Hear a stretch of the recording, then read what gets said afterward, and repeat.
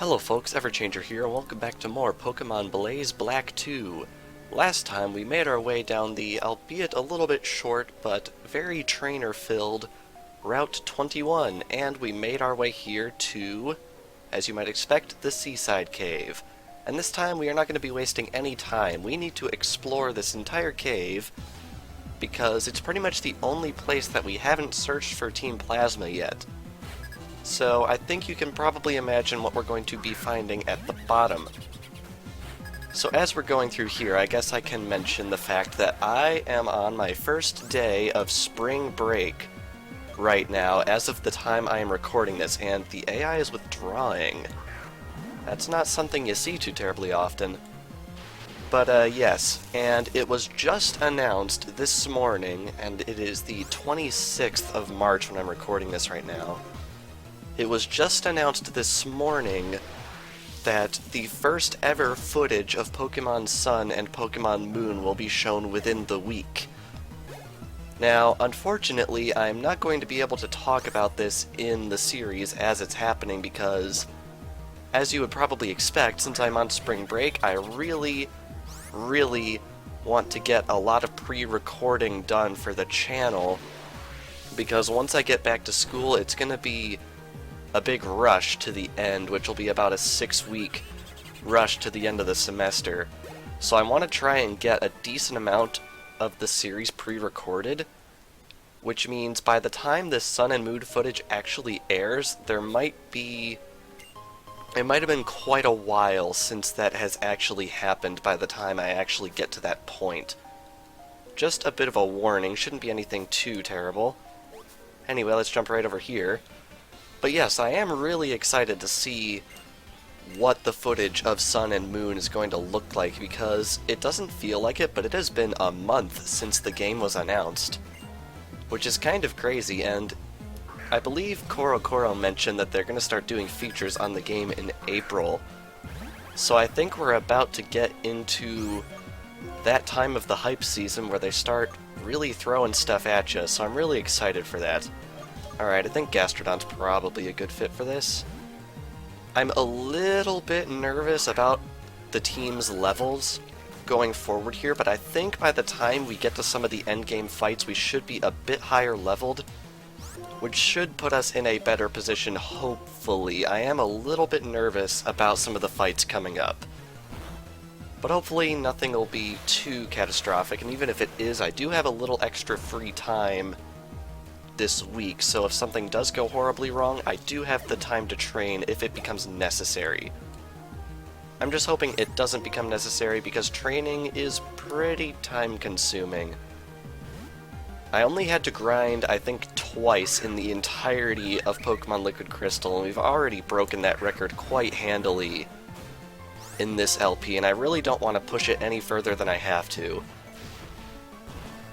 And also, I really hope we get a hold of the Flamethrower TM soon, because I'm pretty sure we do not have it yet. But I mean, Flame Burst is got us covered pretty well, I think. Anyway, we're going to send out Lucario right here, and it looks like Lucario is going to be our first team member to hit level 70. That is really exciting. Alrighty. I suppose another thing I could mention was that there was a Nintendo Direct about 3 weeks ago now. I don't remember if I actually talked about it in a video or not. I've been kind of pulled thin with all of the schoolwork I've had to do. But yeah, there wasn't really anything too terribly major revealed in the Nintendo Direct. By the way, we got a Persian Berry, which is awesome. But one really cool thing that I was super excited about, Blue Shard right there for free, one thing I was super excited about was they announced Super Nintendo games for the new Nintendo 3DS. Now, one thing I'm a little put off by is the fact that there's no cross-buy on them, which it feels like there should be, considering you at least got a discount when buying stuff on the Wii U when you had it on the Wii. But yeah, I originally wasn't intending to buy any of them for this reason, but they announced Earthbound was going to be one of the titles, which I think is awesome, because, I mean, portable Earthbound, only Japan has ever had that luxury legally in the past, and the port was not the best. So now, every single region can experience portable Earthbound, which is awesome. So I've been playing it all morning, and I've been dying a lot more than I was honestly expecting to. Like, I had one of the sharks attack me and then call for help twice in a row, and yeah, I pretty much got swept after that, so I think I just need to re-familiarize myself with the game, because I haven't played it in a while, and I'm hoping this will be the final push I need to actually complete it, because on the Wii U version, I made it up to either Summers or Scaraba, one of those two, right around that area in the game. And then I just sort of stopped due to scheduling and all that sort of thing, so hopefully I'll be able to get back into it and actually complete it this time, because I feel like it's sort of, I don't know, my civic duty to complete that game, and I really want to, so I'm hoping this time around will be the time where I actually finish it. Alrighty. I suppose that does bring me to something. I have to wonder if anyone would actually be interested in seeing Earthbound on this channel at some point. By no means an announcement, obviously, but I have to wonder if that's something people would be interested in. Because, I mean, I'd be open to the idea. Alrighty, Gastrodon gets level 64, which is awesome. I think that's the third trainer we've taken out of a total of 7 to be found in this area. I do want to explore the entire area, get every item I can, including this one. Heart scale, very nice. Alrighty, this area does have multiple floors. I think this is the same floor that we were on in the Undella portion.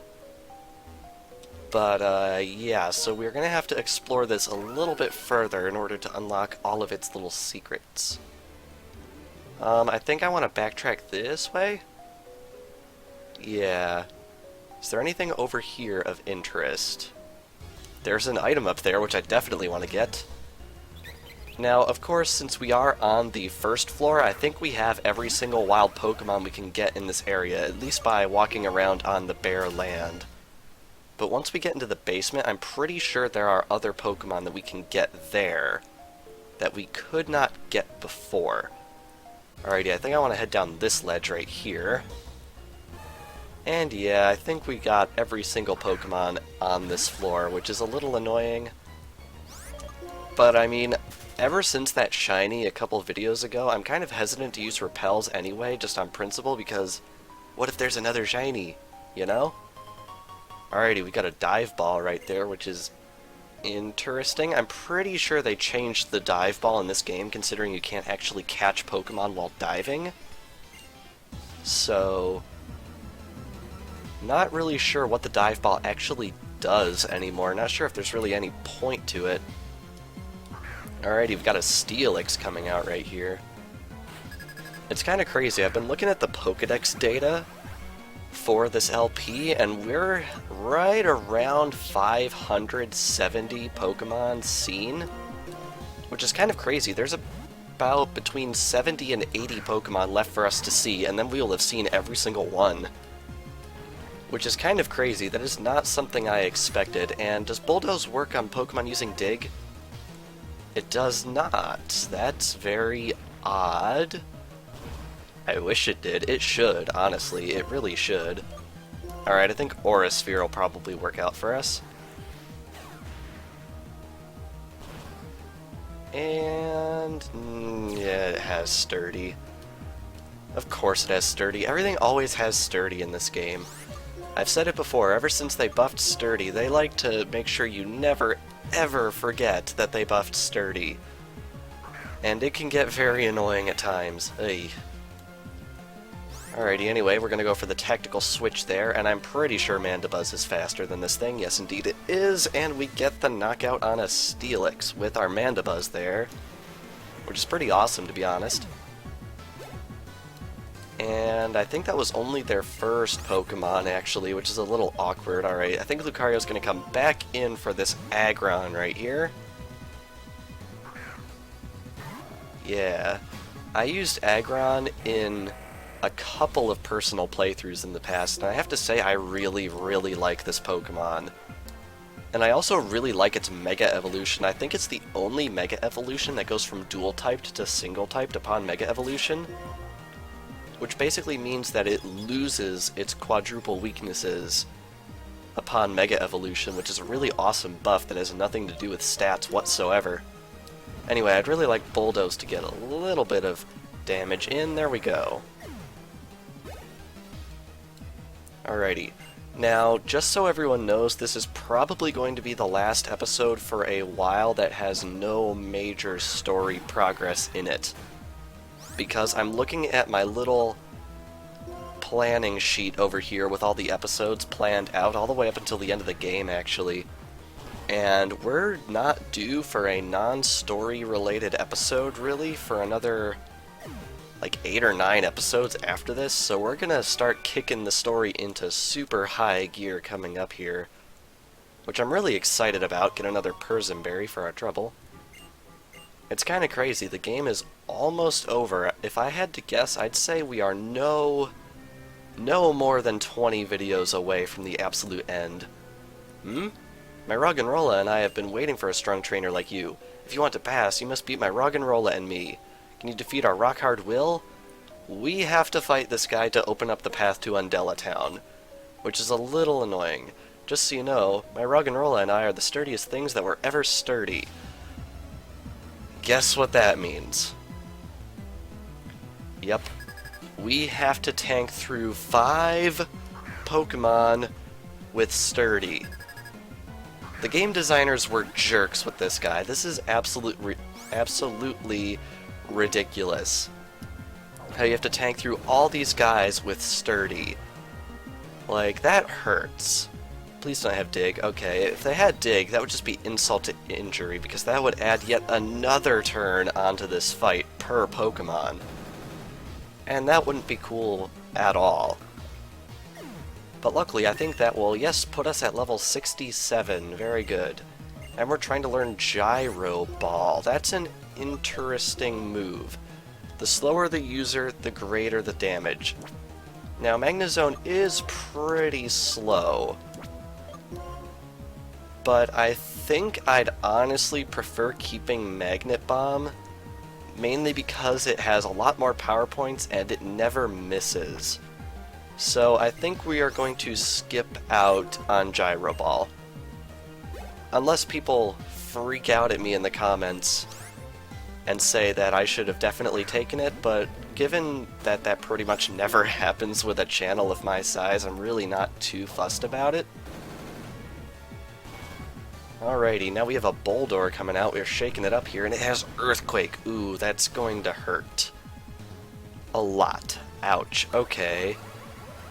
That's a little unfortunate. Alright, I think we're going to bring in Lucario to clean up on this one now. Hopefully Lucario doesn't have to take an Earthquake to the face, because Lucario is not the kind of Pokemon that you want taking an Earthquake to the face. Or rather, to the feet, or the paws, or whatever terminology we're going to be going for here. Oh wow, this guy actually has a Gigalith. Okay. Gigalith is interesting because it's really basically a copy of Golem from Generation 1, even in the fact that it evolves from its previous form through trade. I've been reading that one NeoGAF thread where the guy's going back and reviewing, quote-unquote, all of the Pokemon, and it's made me realize just how many Pokemon in Generation 5 are just copies of older Pokemon. Which, I mean, I guess isn't inherently bad, it's just interesting to see how many, not necessarily ideas, but tropes they sort of copied over. Alrighty, I don't think Lucario's going to make it through this Roggenrola because of Sturdy, as embarrassing as that is to say.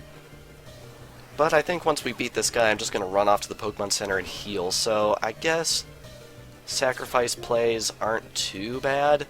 And yeah, I don't think I'm going to make it through this Stone Edge. Nope, not even close.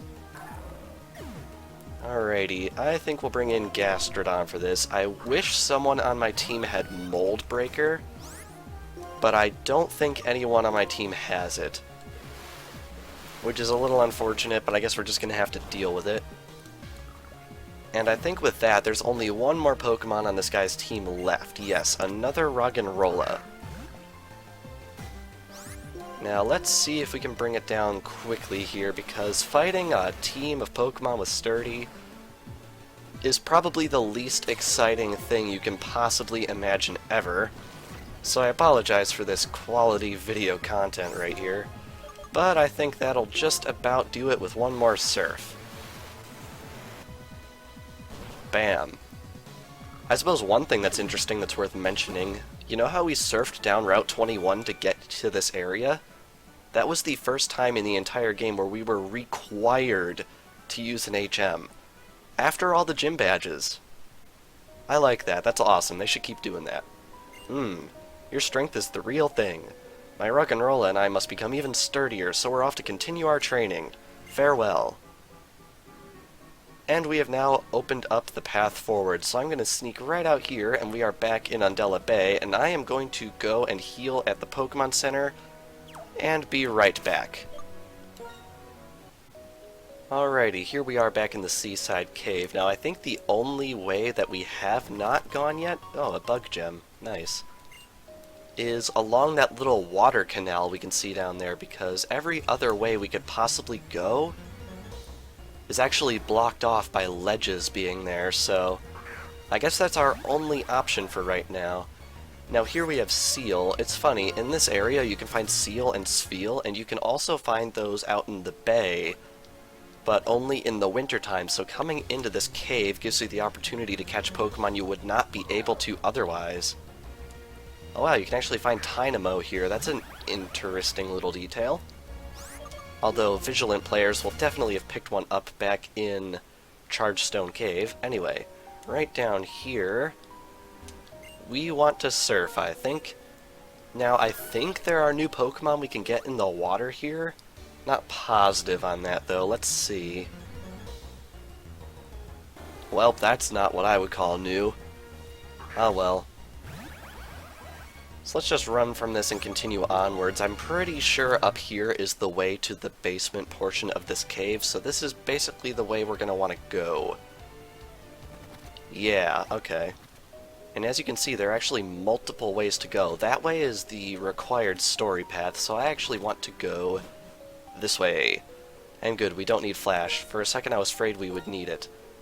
And of course, right here, we actually have a strength puzzle of all things, although I don't think we can do it from this side. No, I think we actually have to get at it from the other side, which is a little unfortunate, but them's the ropes. Right around here, I think there's some items we can get. And of course, I'm counting on something new to show up, and nothing new shows up. Trust me, there are new Pokemon that we can get down here, and I'd like to catch at least one by the end of the video. Max Repel, okay, that's very nice, except for the fact that down here are Pokemon I want to get. And let's see if this is something we want. Come on! You know, Woobat makes me upset, not just because it's Woobat, but because the developers touted the fact that you wouldn't run into a single Zubat during your adventure in Black and White, and then they just created basically a clone of Zubat, and you run into that constantly instead. So, like, what's the difference here? I'm not seeing it. And right here, we actually have a trainer. My training will never betray me. After training this much, I am certain to win. I am certain you are uncertain to win, young ma'am. Wow, only one Pokemon? That is not a common thing for this hack. And here we have Mienshao, which I'm pretty sure I've mentioned how much I love this Pokemon. If I'm not mistaken, I think we actually caught one a couple of videos ago. It's been a while since I recorded, mainly because I've had those pre-spring break, let's squeeze in as much work as we can sessions. But now that we're actually here on spring break, I do have a little bit of free time, so hopefully we'll be able to record a huge batch. So that rock goes there, and then that one goes there, and then allows us to push that one up, and then around and over that way. Very nice. And then this one goes down there, this one goes over, And up, we can grab this. Rare candy, very nice. And then push this one up and over. Very nice. Not the hardest strength puzzle in the world. And here we have trainer number 6, I want to say. I, Black Belt Rich, or Rick, or whatever, will never turn my back and run. So I guess he's going to face our challenge head-on, and probably lose a little bit. Anyway, we've got a Breloom coming out right here, which is an interesting choice. I don't know, I like Breloom. I've never personally used it, but I think grass and fighting is a really interesting idea for a typing. And I feel like they should try and use it a bit more, because I'm pretty sure it's only been used 3 times in the entire franchise.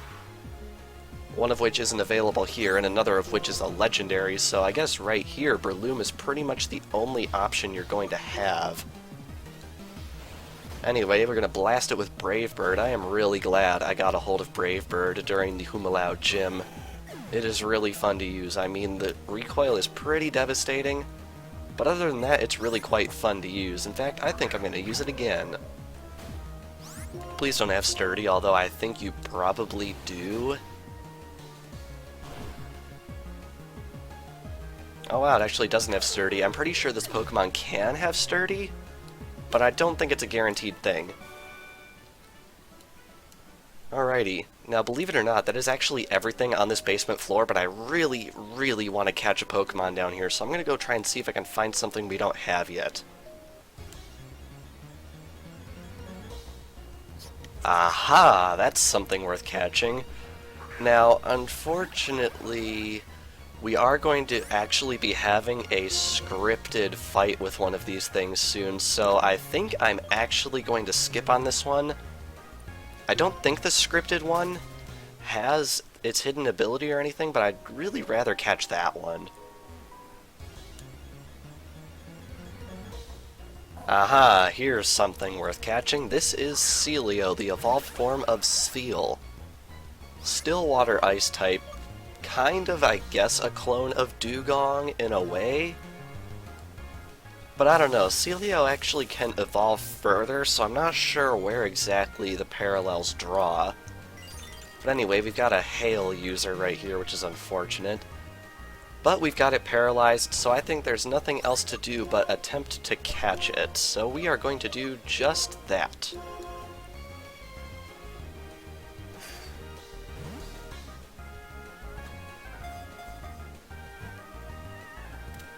Nice. Critical capture in a Dusk Ball. This thing really didn't stand much of a chance. Be it Spheal or Pokeball, it will spin any round object. What am I, Scooby-Doo? It will spin any round object on its nose with the greatest of ease. Very nice. Alrighty, now that we've caught one Pokemon down here, I think I'm pretty happy progressing. And right over here, we actually have an item. TM06 Toxic. Ooh boy, that is a good TM. Literally everything and its mother is capable of learning that move. So I think that's definitely something worth keeping in mind. Anyway, going on here, I think this is... yeah, that's the way back to that cave entrance, so I think we want to just head right over this way to this. Use the Colress machine on the big boulder? Absolutely. And this Crustle will actually awaken and attack, so it's basically like Snorlax with the Poké-Flute, in a way. Now I'm pretty sure Crustle is Bug Rock, and hence not immune to Thunder Wave, so we are going to paralyze it. And this Crustle I would like to catch. Not for any particular reason, but I mean, it's basically spoon-fed to us on a platter, so we're just going to catch this one instead.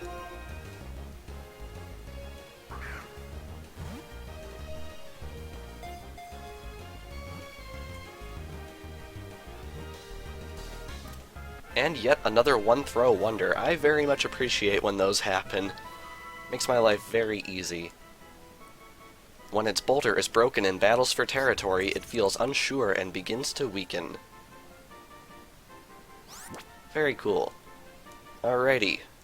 And I think we are due for... Oh yeah, and the machine breaks for no good reason. And I think we are due for one more hidden item right here. I said we are due for a hidden item, calcium. Very nice. And with that, we are actually done with this cave. Now, before I progress any further, I think it is high time we actually ended off this episode. We're at about 30 minutes-ish, according to my timer right here. And we are about to get into another big arc of the story, actually, so I think this is a very good place to end it. So, this past episode of Pokemon Blaze Black 2, we explored the rest of the Seaside Cave. Really not much more to say about that. Oh yeah, we also broke the machine that Colress so generally donated to us, so hopefully he wasn't counting on getting that back. And next time on Pokemon Blaze Black 2, we are going to be taking a few steps forward into the next leg of our adventure. So without further ado, thank you all for watching, and I will see you guys next time.